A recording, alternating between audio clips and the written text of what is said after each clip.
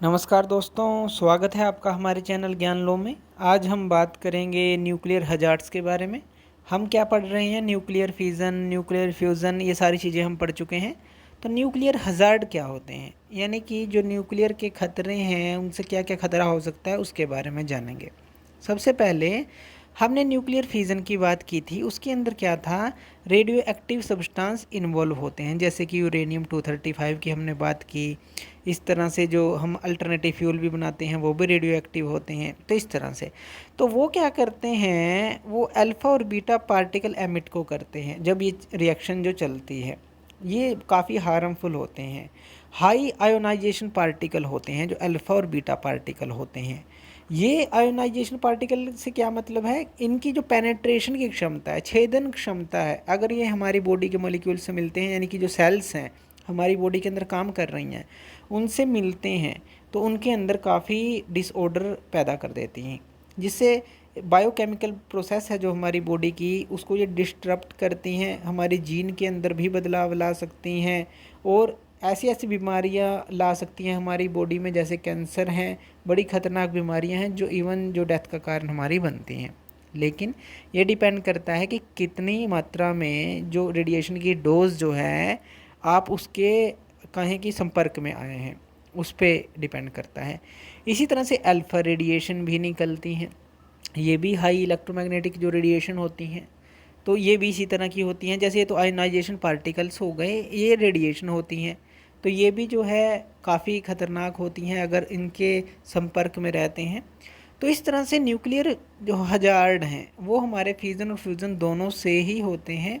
अभी हमने सिर्फ फ्यूज़न की बात की क्योंकि इसके अंदर रेडियो एक्टिव सब्सटेंस इन्वॉल्व होते हैं और हम इसका न्यूक्लियर फ्यूज़न का ही यूज़ कर रहे हैं रिएक्टर्स के अंदर इलेक्ट्रिसिटी को बनाने के लिए, तो इसलिए हमने मेन बात इसकी की है। तो इसके चलिए सारे जो इफ़ेक्ट हैं, हजार्ड जो हैं, वो हम जान लेते हैं। सबसे पहला, इनसे न्यूक्लियर वेपन्स बनाए जा रहे हैं, क्योंकि देखिए कोई भी एक्सपेरिमेंट है, कोई भी अगर इन्वेंशन है, वो अच्छाई के लिए की जाती है, लेकिन उसका दुरुपयोग भी कहीं ना कहीं होता है। तो न्यूक्लियर जो है हमने जाना कि उसकी इलेक्ट्रिसिटी हम बना सकते हैं अगर उसको कंट्रोल कर लें, लेकिन इसका यूज़ न्यूक्लियर वेपन्स में किया जाने लगा है, जैसे कि हमारे एटम बॉम्ब्स हैं और जो कि हमारे हाइड्रोजन बॉम्ब्स हैं। इस तरह से हाइड्रोजन बम हो गए इस तरह से। अब एटम बॉम्ब जो हैं फ्यूज़न रिएक्शन और जो हमारे हाइड्रोजन बॉम्ब हैं फ्यूज़न रिएक्शन, इनके प्रिंसिपल पर ही ये काम करते हैं। हाइड्रोजन बॉम्ब जो होता है वो बहुत ही ज़्यादा पावरफुल होता है। अगर हम बात करें कि जो न्यूक्लियर फ्यूज़न रिएक्शन के ऊपर बेस जो हमारी एनर्जी होती है उससे भी ज़्यादा एनर्जी निकलती है। अब जो एटम बॉम्ब का एक्सप्लोजन होता है, इससे क्या होता है, इससे जो पार्टिकल्स होते हैं जिससे कि बॉम्ब बना होता है वो वेपोराइज हो जाते हैं, वो वेपोराइज हो जाते हैं एटमॉस्फेयर के अंदर। एटमॉस्फेयर के अंदर जब वो वेपोराइज होते हैं तो हमारे एटमॉस्फेयर में जैसे ही एंटर करते हैं तो वो जो है फॉल आउट क्लाउड बना लेते हैं। जैसे कि आपने देखा होगा कि एकदम से जैसे ही विस्फोट होता है तो इस तरह से जो है ऊपर एक तरह का क्लाउड बन जाता है। इस तरह से जो इतना जो है एक तरह से हम इसको फॉल आउट क्लाउड कहते हैं कि जैसे ही ये हुआ, ये इसका एक्सप्लोजन हुआ और फॉल आउट क्लाउड ऊपर बना। अब ये जो फॉल आउट क्लाउड होता है ये भी काफ़ी ख़तरनाक होता है। ये क्या करता है, हार्मफुल रेडिएशन को एमिट करता है, और हार्मफुल रेडिएशन को जब एमिट करता है तो लाख्स ऑफ पीपल पे कहीं आप ये इफ़ेक्ट करता है एक छोटे से टाइम इंटरवल में, इतना ख़तरनाक होता है।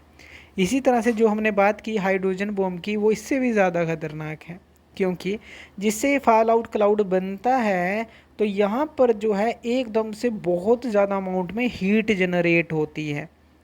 हीट जनरेट होती है तो वो जो है देख लिए एक शॉर्ट ऑफ टाइम के अंदर कितने लाखों लोगों को जो है उनको मार सकता है, डेथ उनकी हो सकती है।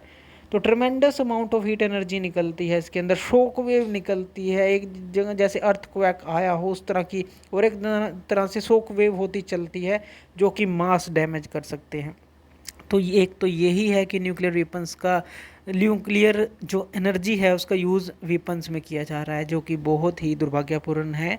और हर एक देश जो है अपनी रक्षा के लिए कह लीजिए इनको जो है यूज़ कर रहा है, लेकिन ये काफ़ी ख़तरनाक हैं। तो ये बहुत बड़ा हज़ार्ड है, पूरी दुनिया 1 मिनट में ख़त्म हो सकती है। इतना बड़ा हजार्ड है।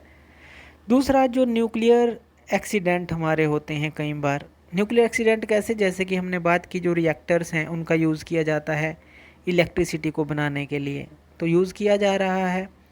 तो इलेक्ट्रिसिटी को बनाने के लिए यूज़ तो किया जा रहा है, लेकिन कई बार क्या है, उनकी लीकेज हो जाती है रेडिएशंस के। उनकी लीकेज होने से वो लार्ज पॉपुलेशन जो है आसपास की, उनको इफ़ेक्ट करती है, क्योंकि रेडिएशन है तो इफ़ेक्ट करेगी। इस तरह के 1-2 हादसे हो भी चुके हैं पहले। तो न्यूक्लियर एक्सीडेंट भी कई बार होते रहते हैं और वो काफ़ी ख़तरनाक होते हैं। ये भी एक न्यूक्लियर हजार्ड है हमारे पास। न्यूक्लियर वेस्ट स्टोरेज की भी दिक्कत है। अब देखिए, न्यूक्लियर जो रिएक्टर, मान लीजिए आपने इसके अंदर फ्यूल रोड यूज़ की, उसके बाद यूज़ करने के बाद वो और ज़्यादा जो है रेडियो एक्टिव हो जाती है। रेडियो एक्टिव जो है मोस्ट, या कहें कि सबसे ज़्यादा वो रहती है उस समय यूज़ होने के बाद। अब इनको जो है स्टोर करना, इसी वेस्ट को स्टोर करना भी बहुत बड़ी बात होती है। तो इनको स्टोर करने के लिए अलग से जो इनका एक मैकेनिज़्म बनाया जाता है, जैसे डीप माइंस में रखना इनको, या फिर इस तरह से इनको एक सॉल्यूशन के अंदर रखना जो कि वाटर और बोरिक एसिड का होता है, उसके अंदर रखना, तो वहाँ पर इनको स्टोर किया जाता है। या फिर जो हमने बात की डीप माइंस में, जो कि यूज़ में नहीं होती, वहाँ पर रखा जाता है। या फिर जो ओशियंस के फ्लोर होते हैं, जो समुद्र हैं बड़े बड़े, उनके नीचे जो है रखा जाता है। तो इस तरह से इनको स्टोर करने की भी काफ़ी दिक्कत है, क्योंकि एक्वेटिक लाइफ के लिए भी वो ख़तरनाक है अगर हम पानी के अंदर इसको स्टोर करते हैं।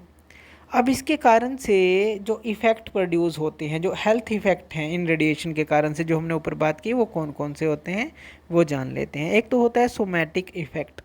सोमैटिक इफ़ेक्ट होता है जो कि डिसीज़ पैदा करता है, जैसे कि कैंसर की डिसीज़ है वो पैदा करता है, तो ये इसका इफ़ेक्ट है। एक होता है जेनेटिक इफ़ेक्ट। जेनेटिक इफ़ेक्ट यानी कि जीन्स के अंदर ही चेंज ला देना, इन रेडिएशन के थ्रू जीन्स ही चेंज हो जाना। अब ये जो जीन्स का चेंज होना है, ये क्या होता है, जो कि पेरेंट अपने बच्चों को आगे देता है, यानी कि जो जीन्स देता है, तो चेंज इन जीन्स जो होती है, जो कि पास होती है अपकमिंग, जो आगे आने वाली कमिंग जनरेशन है उसके ऊपर पास होती है, और उनके अंदर कोई ना कोई दोष आपको मिलता रहता है।